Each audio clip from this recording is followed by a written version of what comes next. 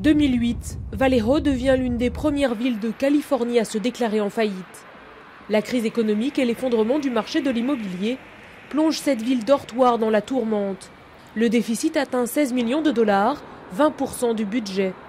Conséquence, tous les services publics sont réduits. On est passé d'un total de 120 pompiers à 60 pompiers, ce qui fait une réduction de 50% des effectifs.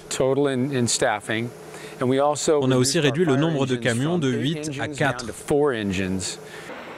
Même chose au sein de la police, avec à la clé une augmentation de 10% des vols et cambriolages. Il y avait des bruits qui couraient que l'on pouvait venir à Vallejo, voler des voitures, vendre de la drogue et que personne n'allait vous arrêter. Avec quelques voisins, Anne Smith a décidé de compenser le manque de policiers et d'organiser des comités de surveillance. Chaque jour, elle fait le tour de son pâté de maison. Ça, c'est la maison de mon voisin. Aujourd'hui, elle vient d'être saisie.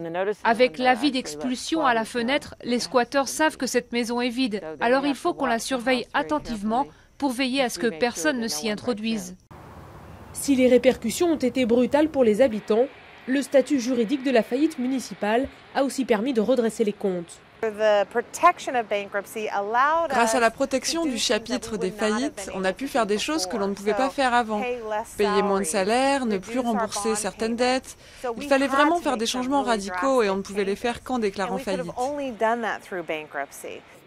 Officiellement, Vallejo est sorti de la faillite l'année dernière.